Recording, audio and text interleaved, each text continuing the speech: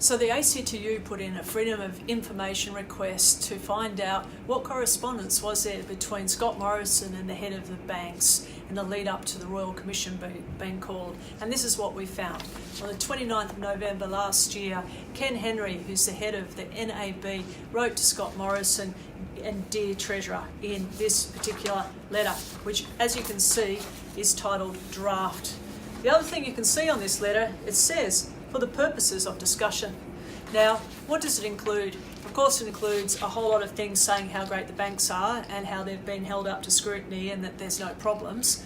But the other things it says is it makes comments on how long they think the Royal Commission should go for, the type of person who should be the Commissioner, what the terms of reference should look like, and of course the scope of the Royal Commission. So that was a letter sent to Scott Morrison on the day before the Royal Commission was called by Ken Henry. At that point, it was a draft.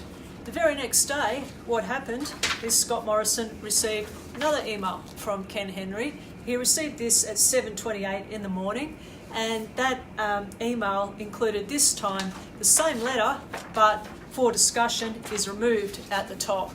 And as you can see, it no longer says draft. And what does it say? Pretty much exactly the same thing as the first letter. A few little changes here and there, but nothing of substance.